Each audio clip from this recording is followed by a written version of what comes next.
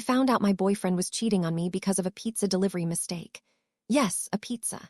The delivery guy knocked on my apartment door at 8 p.m. on a Friday with a large pepperoni and mushroom pizza I definitely didn't order. Sorry, wrong address, I said, ready to close the door. He checked his phone. Apartment 304, order for Marcus. My blood ran cold. Marcus was my boyfriend, and he lived in apartment 204, one floor below me. I took the pizza, tipped the confused driver, and stood there holding evidence of my boyfriend's betrayal. Marcus hated mushrooms. He always said they tasted like rubber. So who was he ordering mushroom pizza for? I pulled out my phone and called him. Hey, babe, he answered, sounding distracted. What are you doing tonight? I asked sweetly. Just studying at the library. Big exam Monday. The library. Right. I grabbed my keys and headed downstairs, pizza box in hand. I stood outside Marcus's door, my heart pounding so hard I thought my ribs might crack. I could hear music playing inside and laughter. Female laughter. I knocked. The music stopped. Footsteps. The door opened and Marcus stood there in sweatpants and nothing else. His face went from confused to horrified in about 2 seconds. Vanessa, what are you? I shoved the pizza box into his chest. You ordered mushrooms. You hate mushrooms. Behind him, I could see a girl scrambling to put on her shirt. She had blonde hair and looked about 19. It's not what it looks like, Marcus stammered. I laughed, actually laughed. Really? Because it looks like you're having a pizza party in your underwear with someone who isn't your girlfriend of 2 years. The blonde girl grabbed her bag and pushed past us, mumbling apologies. Marcus reached for my arm. Vanessa, please, let me explain. I stepped back. Explain what? That you're studying anatomy instead of biology, he winced. That was one time. It didn't mean anything. One time, I felt my face get hot. How long? Marcus ran his hand through his hair. Does it matter? I crossed my arms. How long? He sighed. 3 months. 3 months. I'd spent 3 months being the idiot girlfriend while he was probably laughing behind my back, making plans with me while texting her, saying he loved me while kissing her. We're done, I said quietly. Marcus's eyes widened. Come on, don't be dramatic. We can work through this. Dramatic. You know what's dramatic? I said, my voice rising. Lying to your girlfriend for 3 months, that's dramatic. Cheating on her with some random girl who probably doesn't know you cry during sad commercials, that's dramatic. Marcus's face turned red. That was private, I smiled sweetly. So was our relationship. Guess we're both sharing secrets now. I turned and walked back to my apartment, leaving Marcus standing in his doorway looking like a confused puppy. A cheating, lying, mushroom pizza ordering puppy. I sat on my couch, staring at the wall. 2 years. 2 years of my life wasted on someone who thought studying at the library meant hooking up in his apartment. My roommate, Keisha, came home an hour later with Chinese takeout. She took one look at my face and knew. What did he do? I told her everything. The pizza, the girl, the 3 months of lies. By the end, Keisha was packing around our living room like an angry cat. I never liked him, she announced. He had weird thumbs. I blinked. Weird thumbs, Keisha nodded seriously. They bent backwards, that's a red flag. Despite everything, I laughed. I don't think thumb flexibility determines character. Keisha sat beside me. Okay, but seriously, we need to do something. You can't just let him get away with this. I shrugged. What am I supposed to do? Slash his tires, key his car? Keisha's eyes lit up. Yes, wait, no, that's illegal, but we should do something. I thought about it. Marcus had humiliated me. Made me look stupid. And he probably thought I'd just cry and move on. Well, he was wrong. The idea came to me at 2 a.m. when I couldn't sleep. Marcus was obsessed with his image. He had 1,500 followers on Instagram and posted constantly about his perfect life. His perfect relationship, his perfect everything. I grabbed my phone and scrolled through his posts. There we were at the beach, at concerts, at restaurants, all smiling like we were in a toothpaste commercial, and the comments. Couple goals. You guys are so cute. Relationship inspiration. I felt sick. All those people thought we were perfect. They had no idea. That's when it hit me. If Marcus cared so much about his image, what if I destroyed it? Not with lies, with the truth. I could expose him, show everyone who he really was. But how? Then I remembered my friend Orlando ran a YouTube channel called Storytime with O, where people submitted their crazy life stories. It had almost 50,000 subscribers. What if I told my story there? What if I made Marcus's cheating public? The next morning, I texted Orlando. Hey, I have a story for your channel. Trust me, it's good. He responded immediately. How good? I grinned. Cheating boyfriend, pizza delivery mix-up, and sweet revenge good. 3 dots appeared, then "I'm listening." We met at a coffee shop that afternoon. I told Orlando everything, and his eyes got wider with each detail. "This is gold," he said, pulling out his notebook. "Pure gold, but what's the revenge part?" I leaned forward. "I want to tell this story on your channel, but I want to do it creatively, not just talking to a camera. I want to recreate scenes, show screenshots of his lies, maybe even interview some of his friends." Orlando whistled. "You want to make a documentary exposing your ex?" I nodded. "Exactly, and I want it to go viral." Orlando thought about it. "It could work. People love a good cheating story, but are you sure? Once it's online, you can't take it back." I thought about Marcus's face when he opened the door. The way he'd said, "one time," like it didn't matter. "I'm sure." We spent the next week planning. Orlando would film and edit. I would write the script and gather evidence. And boy, did I have evidence. I went through 2 years of text messages, finding every time Marcus said he was somewhere he wasn't. Every time he canceled plans last minute. Every suspicious moment I'd ignored because I trusted him. I made a spreadsheet, color-coded. Keisha watched me work with a mixture of awe and concern. "You're terrifying when you're focused," she said. I didn't look up from my laptop. "Thank you." I also reached out to some of Marcus's friends, not to trash talk him, but to get their perspective. Turned out I wasn't the only one he'd lied to. His best friend, Tyler, told me Marcus had borrowed $300 6 months ago and never paid it back. "He said it was for textbooks," Tyler said over the phone. "But I saw him buy a new gaming console that week." I added it to my notes. This wasn't just about the cheating anymore. This was about showing everyone who Marcus really was. The video shoot took 3 days. Orlando rented a small studio, and we created different sets to recreate key moments. We filmed the pizza delivery scene with Orlando's cousin playing the delivery guy. We acted out Marcus's lies with screenshots of his actual texts on screen. We even got Keisha to play the other girl, though we blurred her face because I wasn't trying to ruin anyone else's life, just Marcus's. The hardest part was filming my reaction to finding out. Orlando wanted it to feel authentic. "Think about how you felt in that moment," he directed. I closed my eyes and remembered the betrayal, the humiliation, the anger. When I opened them, I was crying for real. "That's perfect," Orlando said softly. "We'll use that." By day 3, we had everything we needed. Orlando estimated it would take him a week to edit. "This is going to be big," he said as we packed up. "Are you ready for that?" I wasn't sure, but I nodded anyway. While Orlando edited, I did something I probably shouldn't have. I checked Marcus's Instagram. He'd posted a new photo that morning. It was him at the gym, flexing in the mirror with the caption "growth mindset," no mention of our breakup. No acknowledgement that he'd ruined a 2-year relationship. Just him pretending everything was fine. The comments were full of praise. "Looking good, bro. Gains. Teach me your ways." I felt my jaw clench. He was really going to act like nothing happened. Like I didn't matter, like our relationship didn't matter. Well, I was about to change that. I texted Orlando. "How's the editing going?" He sent back a video clip. It was the intro, dramatic music, quick cuts, my face looking determined. Text appeared on screen. "This is the story of how my boyfriend's love of pepperoni pizza exposed his betrayal, and how I made sure everyone knew about it." I smiled. This was really happening. The video went live on a Tuesday at noon. Orlando called it "She Ordered Revenge with Extra Cheese, a Cheating Story." Within an hour, it had 500 views. By that evening, it had 5,000. I watched the numbers climb from my apartment, my heart racing. The comments started pouring in. "This is insane. Girl, you're a queen for this. Marcus is shaking right now. The spreadsheet, the color coding, the dedication. I need friends like Keisha." My phone buzzed. It was Orlando. "Vanessa, check Twitter." I opened the app. Someone had clipped the pizza delivery scene and posted it. It had 20,000 likes. Another clip of me revealing the 3-month timeline had 15,000. We were trending. My phone buzzed again. This time it was a number I didn't recognize. "Is this Vanessa, the girl from the YouTube video?" I stared at my screen. How did they get my number? Then I remembered. I'd put my Instagram handle at the end of the video for people who wanted to follow the story. They must have found me through that.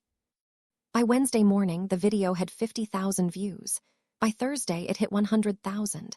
Friday morning, I woke up to my phone exploding with notifications. The video had gone viral. 1 million views. News websites were writing articles about it.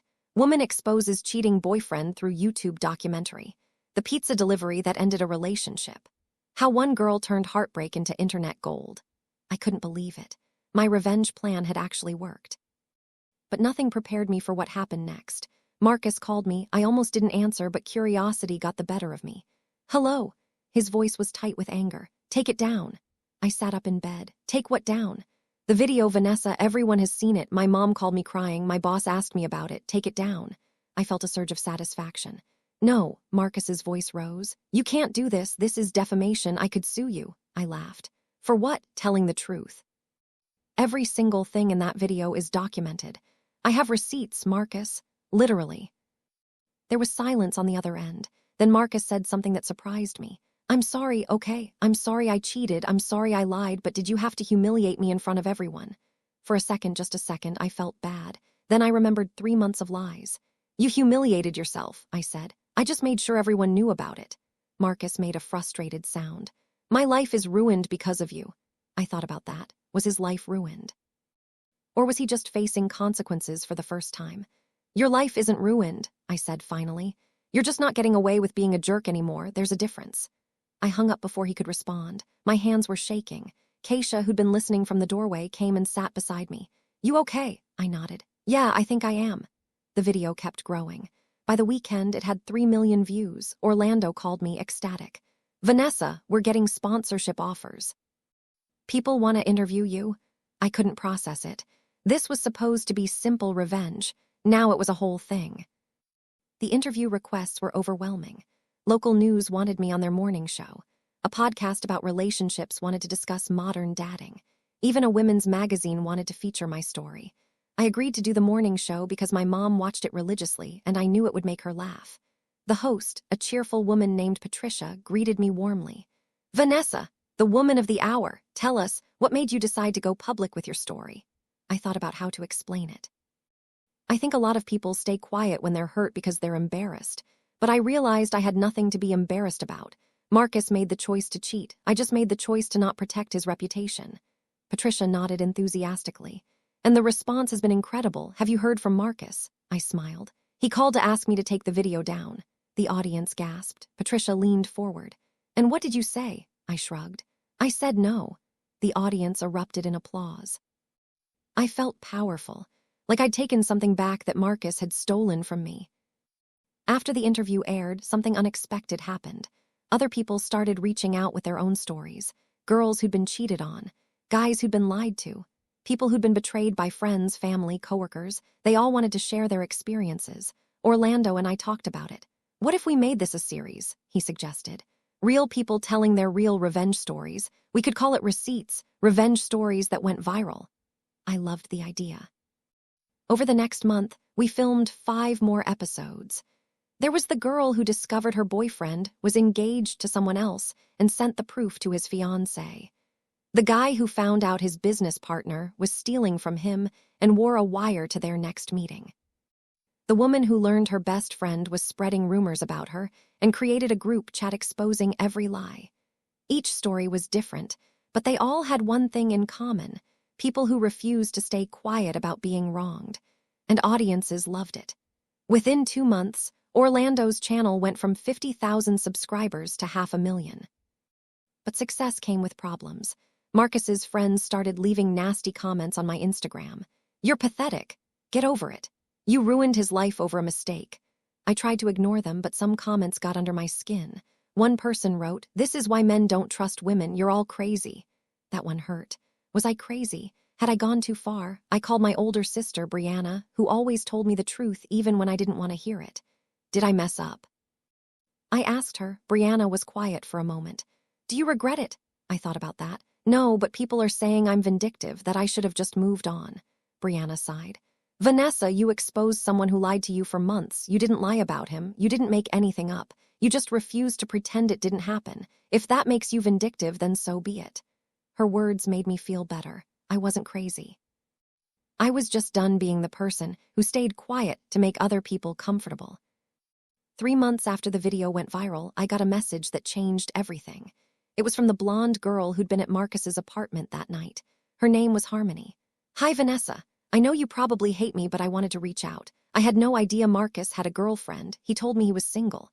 When I saw your video, I realized he'd been lying to me too. I'm sorry for my part in hurting you." I stared at the message. Part of me wanted to ignore it. But another part felt bad for Harmony. She'd been lied to just like me. I wrote back. Thanks for reaching out. I don't hate you. Marcus is the one who lied to both of us. Harmony responded immediately. Can we talk? Maybe get coffee? I hesitated. Was this weird, meeting up with the girl my boyfriend cheated with, but curiosity won? Sure, tomorrow at 2. She sent back a thumbs up. I told Keisha about it that night. You're going to have coffee with her. Keisha looked shocked. I shrugged. Why not? She was lied to too. Meeting Harmony was surreal. She looked different than I remembered, younger, more nervous. We sat at a corner table in a coffee shop, both of us awkward. So, I started. You really didn't know about me? Harmony shook her head. I swear. Marcus told me he'd been single for a year. He said his last girlfriend broke his heart and he was finally ready to date again. I almost laughed. He told you I broke his heart? Harmony looked embarrassed. Yeah, he made himself sound like the victim. God, I'm so stupid. I softened. You're not stupid. Marcus is a good liar. He had me fooled for 2 years. We talked for over an hour. Harmony told me how Marcus had pursued her at a party, how charming he'd been, how he'd made her feel special. It was the same way he'd acted with me at the beginning, the same lies just told to a different person. By the end, we were almost laughing about it. He really does cry during commercials, Harmony said. I nodded. The one with the soldier coming home gets him every time. After meeting Harmony, I felt lighter, like I'd closed a chapter I didn't even know was still open. The video's views had slowed down, but it was sitting at 8 million. Orlando's channel was thriving, and I'd started getting offers to speak at events about relationships, honesty, and standing up for yourself. One offer came from a college 2 hours away. They wanted me to speak to their women's group about my experience. I'd never done public speaking before, but something about it felt right. I said yes. The night before the speech, I was terrified. What if I mess up? I asked Keisha. She was helping me pick out an outfit. Then you mess up. These girls aren't expecting perfection. They just want to hear your story. I wore a blue blazer and felt like I was playing dress-up. But when I walked into that auditorium and saw 200 girls waiting to hear me speak, something shifted. These weren't just strangers. They were people who'd been hurt, who'd been lied to, who needed to know they weren't alone. I told my story from the beginning. The pizza, the girl, the 3 months of lies. I showed clips from the video and talked about why I decided to go public. A lot of people asked me if I regretted exposing Marcus, I said. And honestly, no, because staying quiet would have meant protecting someone who hurt me. It would have meant his reputation mattered more than my truth, and I wasn't willing to accept that. The room was silent. Then one girl raised her hand. How did you get the courage to do it? I thought about that.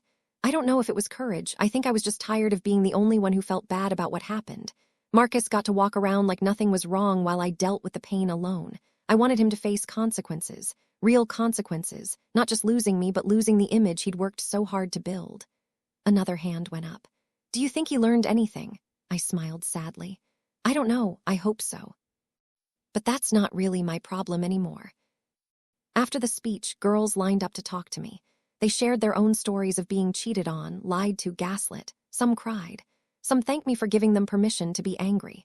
One girl, probably 18, grabbed my hand and said, "You made me realize I don't have to forgive people who don't deserve it." That hit me hard, because I'd spent so long thinking forgiveness was the goal. That moving on meant letting go of anger, but maybe anger had its place. Maybe it was okay to not forgive someone who'd hurt you deliberately. Maybe closure didn't require reconciliation. On the drive home, I felt different, lighter, like I'd finally figured out what the revenge was really about. It wasn't about hurting Marcus. It was about refusing to carry his shame. It was about saying, "You did this. Own it." And for the first time since that Friday night with the pizza, I felt genuinely happy, not because Marcus was suffering, but because I wasn't suffering anymore. I'd taken my power back, one viral video at a time. 6 months after everything started, I ran into Marcus at the grocery store. My stomach dropped when I saw him in the cereal aisle. He looked different, thinner, tired. For a second, I thought about turning around and leaving, but then I remembered I had nothing to hide from. I kept shopping. Marcus saw me and froze. We stared at each other for a long, awkward moment. Finally, he spoke. "Hey," I nodded. "Hey." He shifted his weight. "How have you been?" I wanted to say something cutting, something that would hurt him the way he'd hurt me. But looking at him, I just felt nothing. "I've been good." I said honestly, "Really good, actually." Marcus nodded slowly. "I saw some of your interviews. You're doing well." I raised an eyebrow. You watched my interviews? He looked embarrassed. Yeah, I wanted to see if you said anything else about me. I almost laughed. Marcus, I'm done talking about you. I've moved on. His face did something complicated. I never meant to hurt you. I thought about that. Maybe not, but you did. And instead of owning it, you tried to make me the bad guy for telling people what you did. Marcus looked down. I know I was wrong for all of it. It was the first real apology I'd heard from him. No excuses, no justifications, just acknowledgement. Thank you, I said quietly. We stood there for another moment. Then Marcus said something that surprised me. I'm glad you made that video. I blinked. What? He ran his hand through his hair the way he always did when he was nervous. I mean, it sucked. It really sucked, but it made me look at myself. At how I was treating people, not just you, everyone. He paused. I started therapy. I'm trying to be better. I didn't know what to say. This wasn't the defensive, angry Marcus who'd called demanding I take down the video. This was someone who'd actually done some work on himself. That's good, I said finally. I hope it helps. Marcus smiled sadly. Me too. For what it's worth, you deserved better, and I'm sorry it took me this long to realize that. Then he walked away, disappearing around the corner with his shopping cart. I stood there holding a box of granola, processing what just happened. That night I told Keisha about the grocery store encounter. She was shocked. Wait, he actually apologized, like for real? I nodded. It was weird, but it felt genuine. Keisha flopped on the couch. Character development, who knew Marcus had it in him? I laughed. Right. But later, lying in bed, I thought about what Marcus had said, about the video making him look at himself, about therapy, about trying to be better. Maybe that was the real revenge, not the views or the viral fame. Not the interviews or the speaking gigs.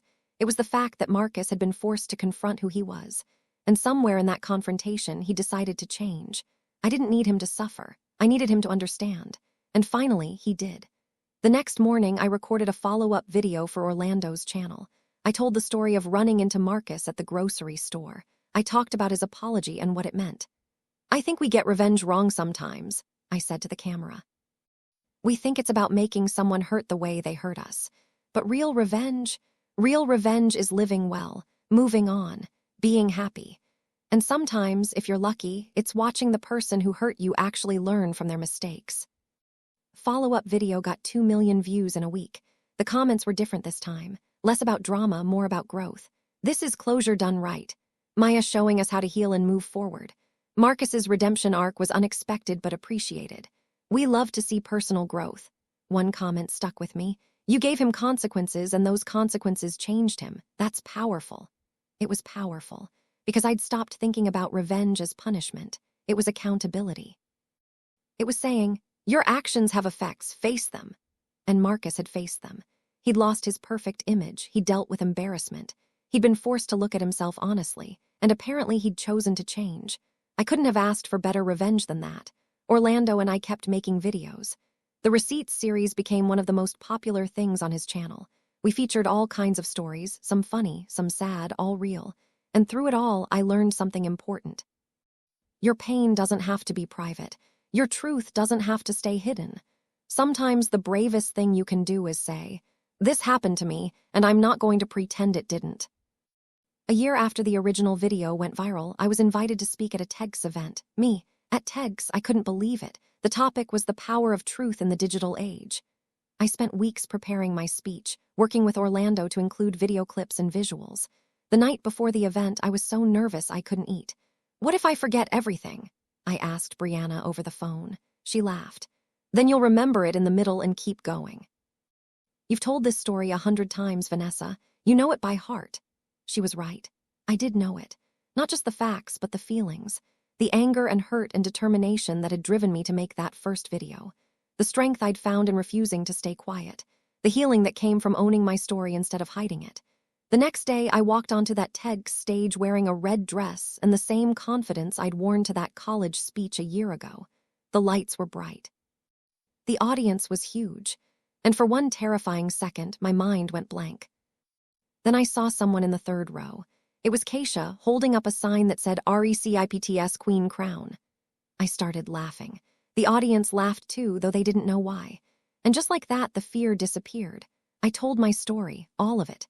The pizza, the betrayal, the color-coded spreadsheet, the viral video, the grocery store apology. I talked about revenge and accountability and the difference between the two.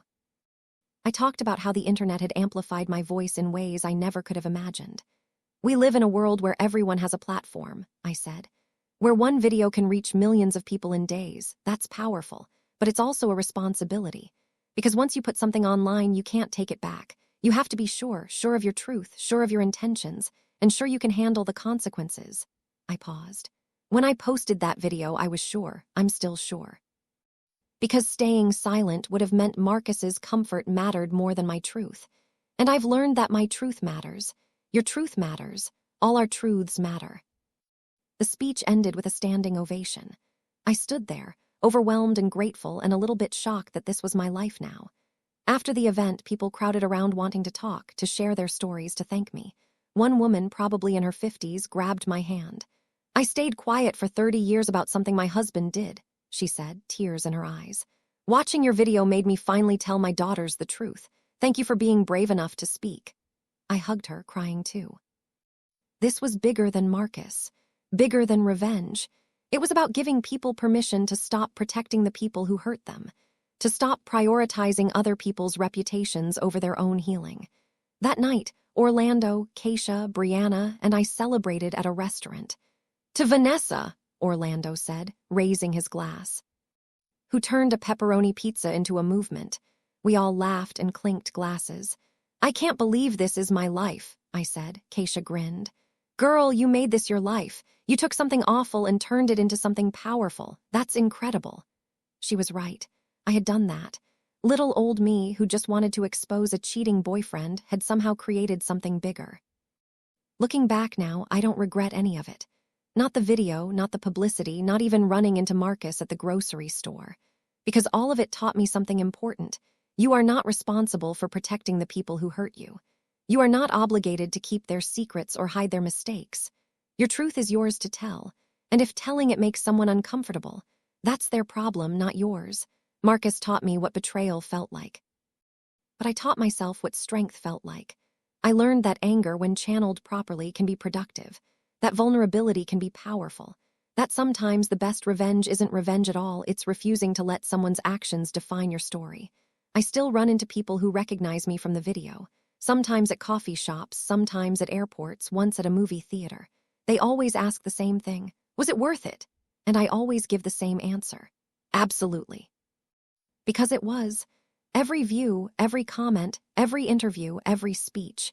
It was worth it to know I didn't stay silent. To know I chose myself over protecting someone who didn't deserve protection. The Receipts series is still going strong.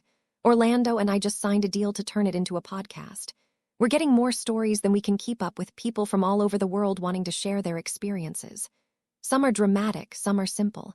But they all matter, every single one. And Marcus, last I heard, he's still in therapy, still working on himself. We're not friends, we probably never will be, but I don't hate him anymore. I don't think about him much at all, actually. He's just a person I used to know. A chapter in my story that's closed now. The real story, my story, is just beginning. And it's about so much more than revenge. It's about truth, about healing, about refusing to let anyone else write your narrative, about taking the worst moment of your life and turning it into something meaningful. So yeah, I found out my boyfriend was cheating because of a pizza delivery mistake. But I found myself because I refused to stay quiet about it. And that's the real revenge, living authentically, speaking honestly, and never ever letting anyone make you feel like your truth doesn't matter, because it does, always.